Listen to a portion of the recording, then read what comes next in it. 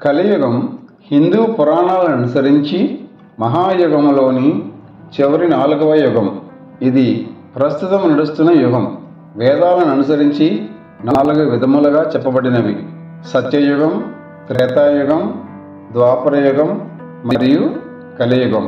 కలియుగ కాల పరిమాణం 4,32,000 సంవత్సరములు. అందు సుమారుగా 5,000 సంవత్సరములు గడిచిపోయాయి. కలియుగాంతంలో కల్కి రూపంలో భగవంతుడు అవతరించి శివుని గురించి తపస్సు చేసి ఖడ్గము పొంది ఆ ఖడ్గంతో దుష్ట శిక్షణ చేసి తిరిగి సత్యయుగ స్థాపనకు మార్గం సుగమం చేస్తాడని పేర్కొనబడింది. 5,000 సంవత్సరాల క్రితమే వ్యాసమునీంద్రుడు ఆధునిక కాలాన్ని తన లోతైన ధ్యాన దృష్టితో ఎలా ఊహించగలిగాడో ఆధ్యాత్మిక స్పష్టతకు నిదర్శనం.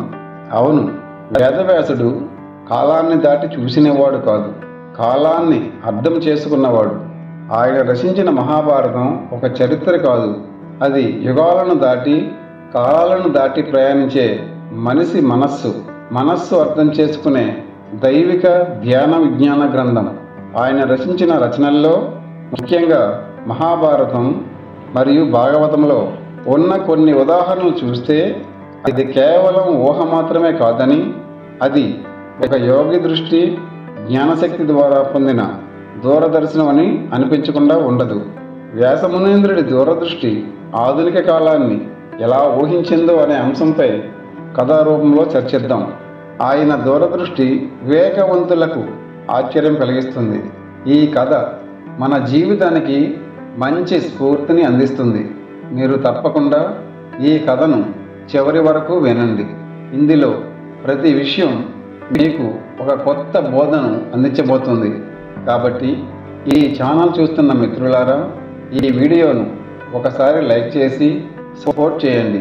మీ లైక్ ఒక మంచి కథను మరింత మందికి చేరేలా చేస్తుంది.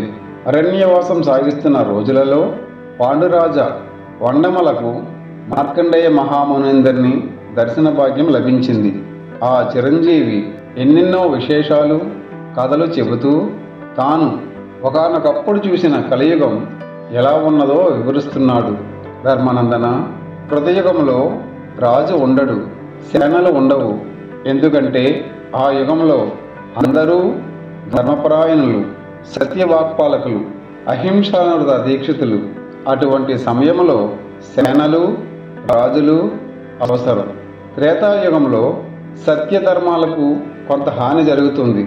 ధర్మం 3 పాదాలే ఉంటుంది. అందువల్ల రాజు, సేన ఏర్పడతాయి. ద్వాపర యుగంలో సగం మంది అధర్మపరాయణులే. యుగాంత వేళకే కలియుగ లక్షణాలు కూడా ప్రవేశిస్తాయి. అయినా ద్వాపర యుగంలో ధర్మానికే విజయం. సత్యవ్రత పరిపాలకులే ప్రభువు అవుతారు. ఇక కలియుగం, ఈ కలికాలంలో ఎవడు బాగా మోసం చేయగలడో వాడు సింహాసనం ఎక్కి అధికారం చెలాయిస్తాడు. అటువంటి వారు అధికారులైనప్పుడు వివేకవంతులకు, ధామలకు స్థానం ఉండదు. అందువల్ల అవివేకులు, జ్ఞానశూన్యులు ఉపదేశాలు ఇస్తూ ధన సంపాదన ఆరంభిస్తారు. వేదాధ్యయనము, సత్రతువులు సాగించి పరబ్రహ్మను ఆరాధించుకోవలసిన విప్రవరులు ఆ రెండూ విడిచి అన్ని రకాల పానీయాలు సేవిస్తూ రకరకాల ఆహారాల కోసం ఎగబడతారు. లోకానికి సన్మార్గం చూపవలసిన వీరే ఇటువంటి దురాచారాలకు, దుర్వ్యసనాలకు లొంగితే వీరిని అనుసరించవలసిన వారు ఏమవుతారో వేరే చెప్పాలా? అసత్యవాదులు, అల్పాయుర్దాయం కలవారు పుడుతూ ఉంటారు. అంతేకాదు, ఇప్పటి వలె ఆజానుబాహులు, కాలప్రమాణ దేహులు పుట్టరు. మరుగుజ్జులు ఎక్కువ అవుతారు. నేల ఉసిరి చెట్టుకి నిచ్చెన వేసి ఎక్కవలసిన అంగుష్టి మాత్ర శరీరాల వారు పెరుగుతారు. వీరికి కామవాంఛ ఎక్కువ. అందుకోసం మద్యపానం విరివిగా సాగిస్తారు. మరో విచిత్రం ఏమిటంటే ఆహార పదార్థాలలో రుచి ఉండదు. అన్నీ ఎండుగడ్డిలా ఉంటాయి. అసలు వీరి నాలుకకు రుచి తెలియదు. దొరికిన పదార్థం తినడమే. అంతకన్నా ఆశ్చర్యం ఏమిటంటే సుగంధ ద్రవ్యాలకు సువాసన ఉండదు. ఆ యుగంలో మనుషులకు 16 ఏళ్లు రాకుండానే జుట్టు తెల్లబడిపోతుంది. 7-8 సంవత్సరాల వయసుకే కన్యలు గర్భవతులు అవుతారయ్యా. మానవుడి పూర్ణాయుర్దాయం ఎంత ఉంటుందో తెలుసా? 16 ఏళ్ళు. అంతే. అప్పటికే అన్నీ తీరిపోతాయి. మత్స్య మాంసాలు తినని వారు కనిపించరు. దానితో మద్యపానం విలాసంగా తయారవుతుంది. జూదరులు వాడవాడలా పెరుగుతారు. ఇవన్నీ ఘనకార్యాలుగా భావిస్తారు. ఏ రోజు తెల్లవారి లేచినా హత్యలు, దొమ్మీలు, దోపిడీలు ఇవే కనిపిస్తాయి. వీటిని గురించే చెప్పుకుంటారు. గోళ్ళు వెంట్రుకలు విపరీతంగా పెంచుకొని రాజవీధులలో తిరిగే వారి సంఖ్య ఎక్కువగా ఉంటుంది. అటువంటి రోజులలో నాస్తికులు కూడా ప్రబలుతారు కదా. అది ఒక వ్యాపారంగా బతుకుతారు. పోనీ మనుషులు ఎలా తయారైతే అనుకుంటే వీరు తన అవసరం కోసం వేలాపాల లేకుండా ఎప్పుడు పడితే అప్పుడు ఆవుల పాలు పితకడం వల్ల అవి అనారోగ్యంతో మరణిస్తాయి. గో సంపద క్షీణిస్తుంది. గోవులు పాలే కదటయ్యా మానవులకు అమృతం. అది లేకుండా చేసుకుంటారు కలియుగ మానవులు. ఆ సమయంలో అధికారులందరూ జలగలు రక్తం పీల్చినట్లు ప్రజలను హింసించి పన్నులు పిండుతారే తప్ప వారి రక్షణ విషయం చూడనే చూడరు. పాపిష్టి డబ్బు కోసం అన్నదమ్ములు ఒకరినొకరు చంపుకుంటారు. తండ్రిని కొడుకు మన్నించడు, భర్తను భార్య ఎదురిస్తుంది. తండ్రిని కొడుకు మన్నించడు, భర్తను భార్య ఎదురిస్తుంది. జనపనార వంటి వానితో తయారైన వస్త్రాలు ధరించి తిరుగుతారు. కన్యాదానాలు, వివాహాలు ఉండవు. వయసు వచ్చిన ఆడపిల్లలు తమకు వచ్చిన 2-3 యువకులతో హాయిగా విహారాలు సాగిస్తారు. అదే దాంపత్యం. శ్మశానాలలో దూరంగా ఉండవలసిన ఎముకలు తెచ్చి రకరకాల బొమ్మలు చేసి గృహాలలో అలంకరించి సంతోషిస్తారు. ధర్మానందన, ఇప్పుడు విద్య నేర్చుకునే వాడికి అన్నం పెట్టి నీడ ఇచ్చి విద్య నేర్పే ఆశ్రమాలు చూస్తున్నావు. అలానే ఆకలితో కడుపు చేత పట్టి గుమ్మములో నిలిచి దేహి అన్న పిలుపు వినబడితే ఆదరంతో అన్నదానం చేసే సంసారాలు కనిపిస్తున్నారు. కలియుగంలో అన్నదానం, విద్యాదానం ఉండవు.